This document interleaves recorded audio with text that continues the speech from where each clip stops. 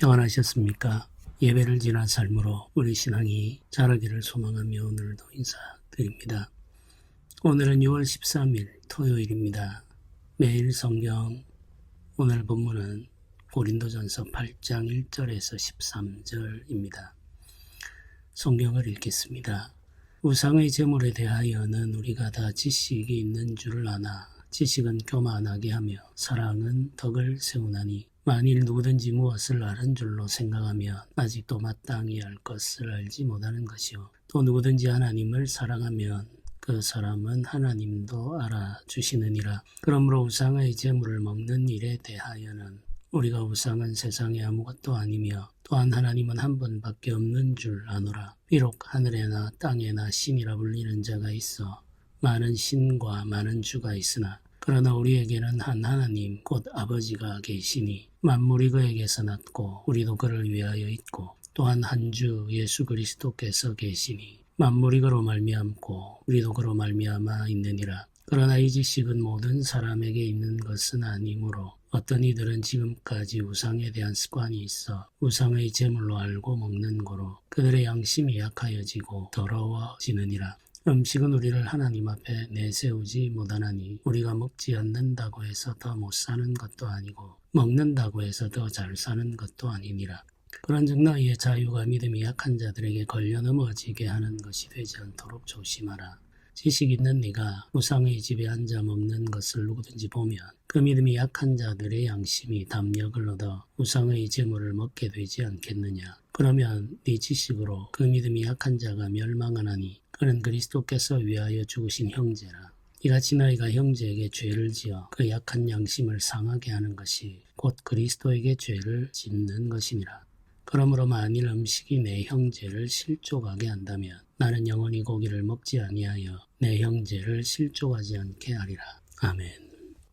고린도전서 8장은 우상의 제물에 대한 말씀으로 시작을 합니다. 우상의 제물은 음식이죠. 우상의 제물이라고 표현되어 있는데 이것은 우상에게 바쳐진 제물을 의미하는 것입니다. 고린도에는 그 당시 로마인들이 섬기는 신들의 제단, 신전들이 있었죠. 그 신전에 바쳐지는 음식들이 있습니다. 신전에 바쳐지는 음식은 사람들의 식물로 사용되죠. 특별히 당시 고기들이 유통될 때 신전에서 먼저 그 고기를 바치고 난 이후에 시장으로 유통되는 경우들이 많았습니다. 일반적인 도축이라고 하는 과정들이 있는데 이스라엘도 그렇고 많은 나라에서 이 도축의 과정이 신전에서 이루어지는 일이 많았던 거죠. 그래서 시장에서 유통되는 많은 고기들이 신전을 거쳐서 나온 것이라는 사실을 사람들은 알고 있었습니다.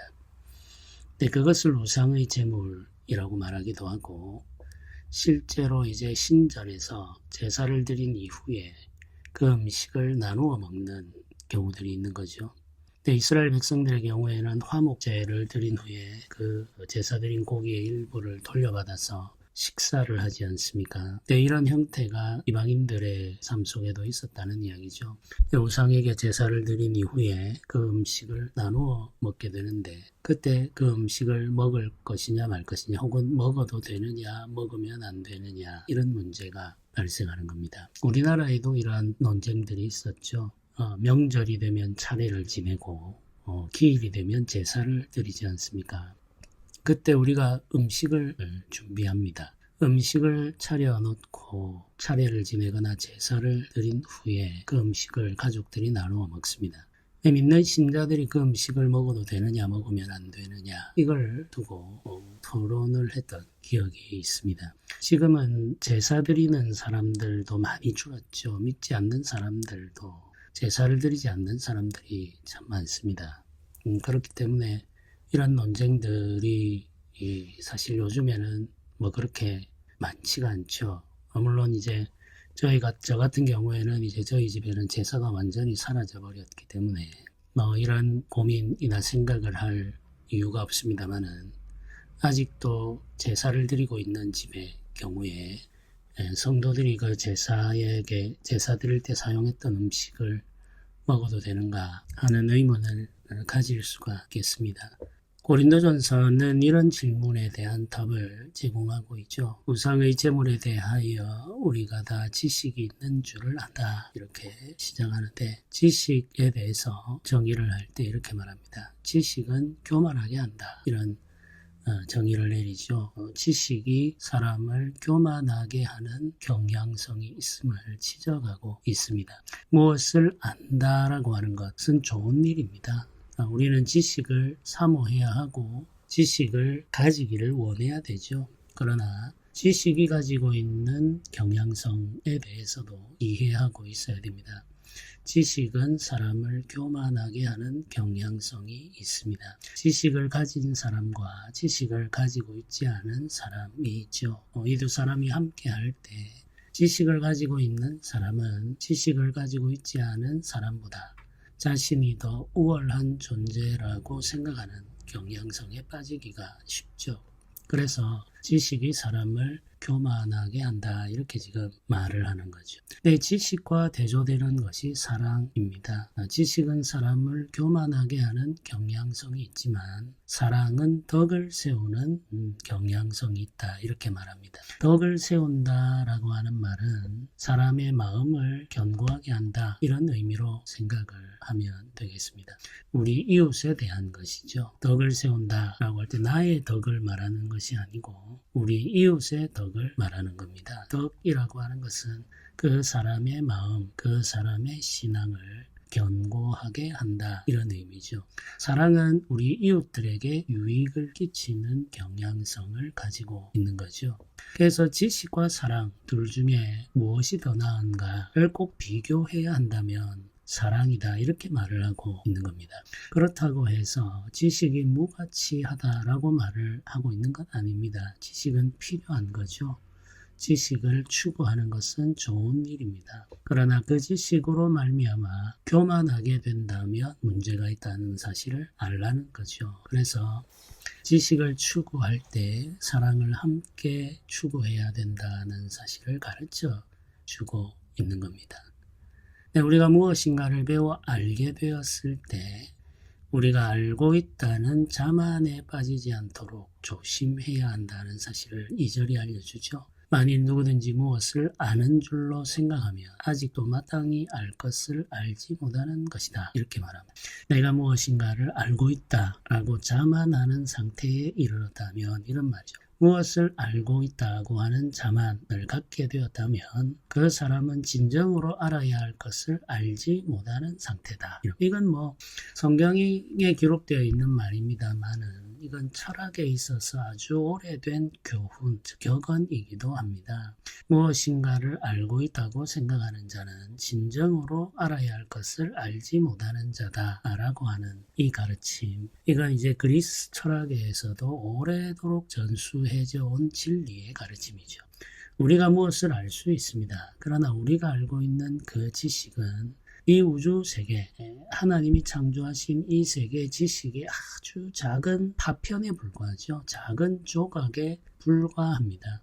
그 작은 조각의 지식을 가졌다고 해서 내가 무엇인가를 알게 되었다고 자만하게 되었다면 그건 얼마나 어리석은 일이며 우스운 일이 되겠습니까?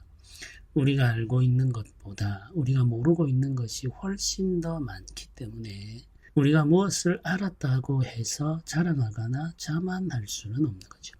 여전히 우리는 무지한 상태라는 사실을 알기 때문입니다. 이게 참 지식인 거죠. 영적인 지식도 마찬가지입니다. 우리가 무엇인가를 알아가기를 원해야 하고 또 실제로 알아가야 되죠. 아는 만큼 우리가 행할 수 있고 아는 만큼 누릴 수 있습니다. 그래서 이 지식은 중요하죠. 가치가 있습니다. 그런데 무언가를 알게 되었다고 해서 내가 우월하다거나 내가 대단한 존재인 것처럼 생각한다면 그 사람은 마땅히 알 것을 알지 못하는 여전히 무지한 상태에 머물러 있는 거죠.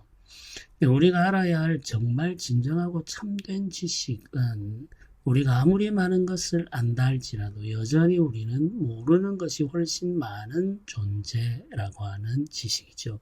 이 지식을 가지고 있다면 우리가 무엇인가를 알아간다고 하더라도 교만해지지는 않겠죠. 겸손한 상태를 유지할 수 있는 겁니다.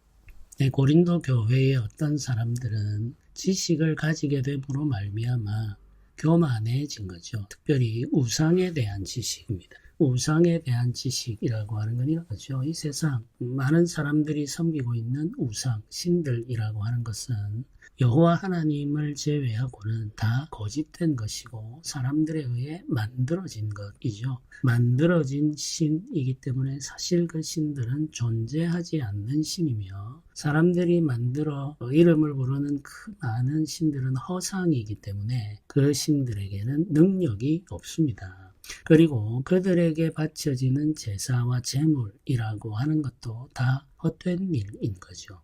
우상에게 바치는 제물이라고 드리는 것이지만 그건 사실 아무 의미 없는 행동이라는 사실을 지식을 가지고 있는 사람들은 알고 있다는 뜻입니다. 그래서 제사에 드려진 음식이라고 하는 것은 사실 아무 의미 없는 행위이기 때문에 그 음식을 먹는다고 해서 그 음식이 우리에게 어떤 영향을 미치지 않는다는 사실도 너무나도 분명해지는 거죠. 그건 그냥 음식일 뿐입니다. 그리고 본질적으로 말하자면 그 음식은 하나님께서 우리에게 먹으라고 주신 것들이죠. 하나님이 주신 선물입니다. 그러므로 우리가 그 음식을 먹어 유익을 얻는 것은 아무 꺼리낄 일이 없는 거죠. 지식이 있는 사람들은 이 상태에 이르러 있는 겁니다. 그러나 지식이 없는 사람들이 있습니다. 이런 지식에 이르지 못한 사람들이죠. 이들은 이방 사람들이 섬기는 그 신들, 그들이 부르는 신들이 실제로 존재한다는 생각을 가지고 있습니다.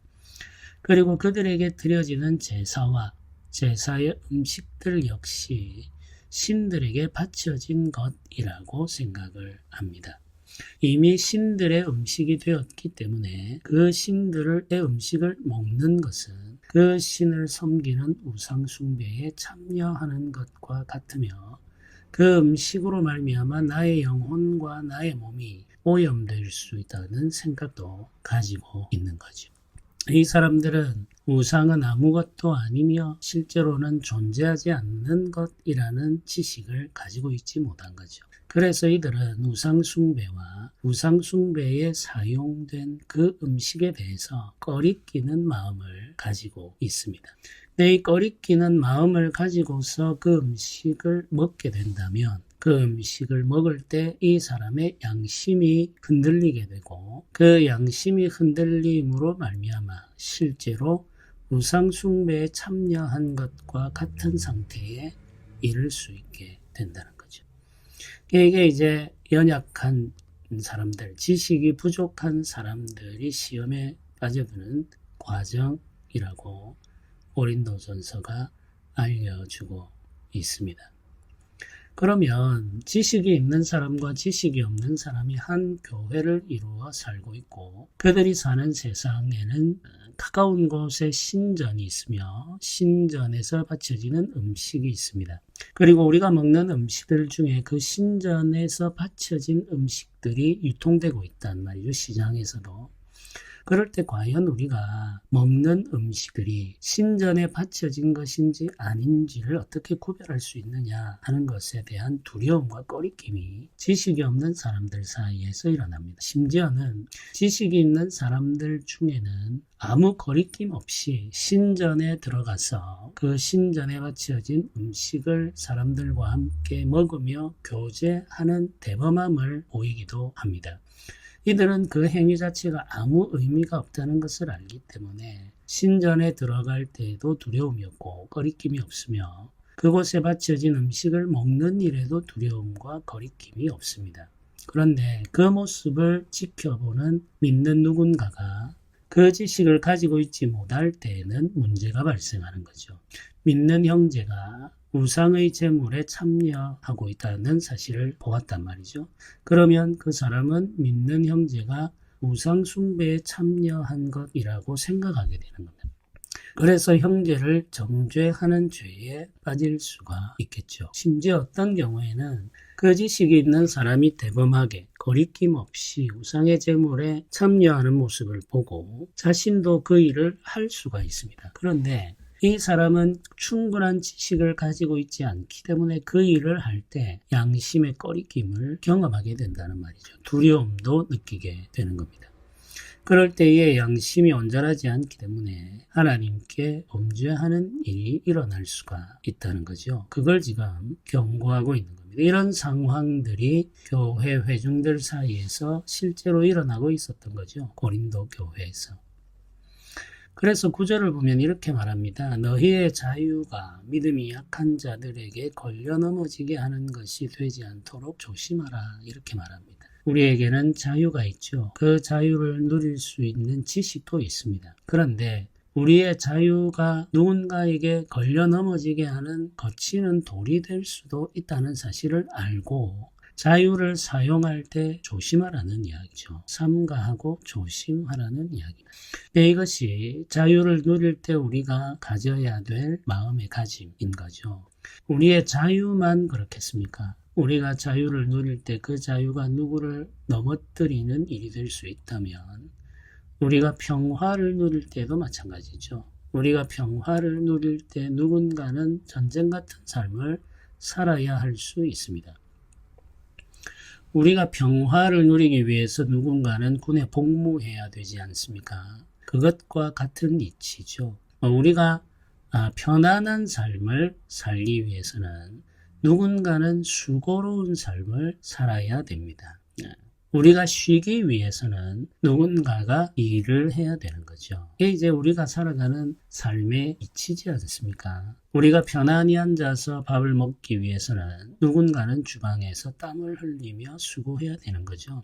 이런 일들이 우리 삶 속에 일어납니다. 이건 너무나도 당연한 일이죠. 그때 우리가 알고 있어야 된다는 겁니다. 내가 평화를 누리기 위해서 누군가는 군복무를 해야 한다는 사실. 내가 편안하게 앉아서 식사를 하기 위해서는 누군가는 주방에서 땀을 흘리며 수고해야 한다는 사실. 그 사실을 알고 우리가 누리는 그 누림이 다른 사람에게 시험이 되지 않도록 조심하면서 누려야 한다는 것을 성경이 알려주고 있습니다. 내가 누리는 평화, 내가 누리는 편안함, 내가 누리는 쉼, 이런 것들이 당연한 것이 아니고 누군가의 헌신, 누군가의 희생으로 말미암아 주어진 것임을 안다면 우리가 감사하는 마음으로 조심스럽게 누릴 수가 있게 되는 거죠. 이것이 사랑의 마음이고 배려하는 태도라고 할 수가 있겠습니다. 조심하는 것, 삼가하는 것, 이런 마음의 태도 그리고 삶의 방식이 우리에게 필요하겠죠. 이게 사랑으로 덕을 세우는 일이죠. 우리가 이제 술자리에 가도 되느냐 이런 이야기들도 우리 시대에 할 수가 있겠죠. 클럽에 가도 되느냐 이런 이야기들, 그런 이야기들도 우리가 이런 관점에서 해볼 수가 있습니다. 술자리에 있으면서도 나는 나를 지킬 수 있고 나의 경건을 유지할 수 있다고 자신할 수 있죠. 실제로 그럴 수 있습니다. 그런데 우리가 이제 술자리에 머물러 있으면서 흥청거리는 사람들 사이에 있을 때 그런 경건의 능력을 가지고 있지 않은 연약한 친구가, 성도가 그 장면을 보고 그도 용기를 얻어서 자신도 그와 같은 환경 속에 있어도 된다고 생각하여서 일을 하다가 믿지 않는 사람들과 함께 하는 그런 교류의 시간을 가지다가 시험에 들 수 있다는 이야기죠. 네, 이런 일들은 우리의 일상생활에서 흔하게 일어나지 않습니까? 그래서 우리가 이것이 가능하냐, 우리가 이럴 수 있는 힘이 있느냐, 혹은 우리가 이런 일들 속에서도 우리를 지킬 수 있느냐, 이런 문제를 이야기할 때 나 자신만을 생각한다면 거리낌 없이 무슨 일이든 할 수가 있겠습니다만은 우리를 바라보고 있는 믿음이 연약한 누군가를 생각한다면 조심할 필요가 있는 거죠. 삼가하고 조심해서 신중하게 우리의 행동을 선택할 필요가 있는 겁니다. 그래서 오늘 우리가 읽은 이 본문의 말씀 마지막 구절이죠. 19절은 이렇게 말합니다. 그러므로 만일 음식이 내 형제를 실족하게 한다면 나는 영원히 고기를 먹지 아니하여 내 형제를 실족하지 않게 하리라. 이렇게 표현을 하고 있습니다.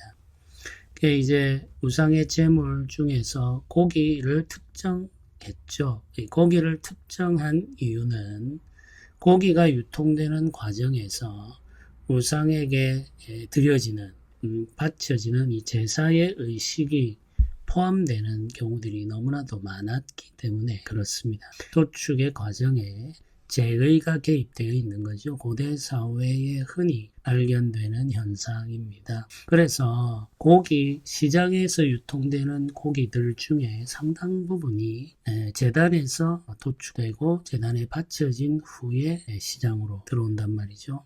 그렇기 때문에 이 고기를 먹을 수 있느냐 하는 문제로 이제 확장이 된 거죠. 이제 고린도전서는 이렇게 기록하지 않습니까? 이 음식이 내 형제를 실족하게 한다면 나는 영원히 고기를 먹지 아니하여 내 형제를 실족하지 않게 하리라. 이렇게 고백을 하고 있습니다.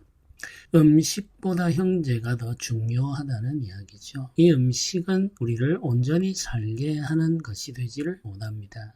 음식은 우리의 몸을 위해서 필요한 것이죠. 그러나 어떤 종류의 음식을 먹지 않는다고 해서 우리의 몸이 심각하게 훼손되는 일은 일어나지 않죠. 고기를 먹지 않는다고 해서 반드시 우리의 몸에 심각한 문제가 발생하는 것은 아닙니다.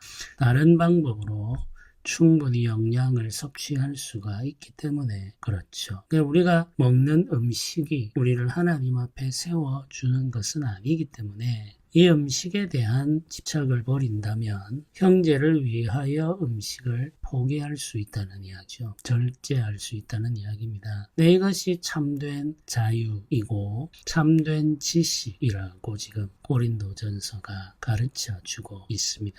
우리가 알아야 할 많은 것들이 있습니다만은 우리가 알아야 할 것들 중에 중요한 것은 무엇이 옳고 그러냐를 넘어서 우리가 행하는 이 일로 인하여 우리의 형제를 구원할 수 있느냐, 우리의 형제를 견고하게 할 수 있느냐, 우리의 형제가 시험에 드는 일은 없는지 그것을 알고 형제와 함께 더불어 함께 주 앞에 자라고 성장하는 길이 무엇인지를 찾고 그 일을 행할 수 있는 지식, 그게 우리에게 필요한 지식이죠. 성숙한 지식이라고 할 수가 있겠습니다.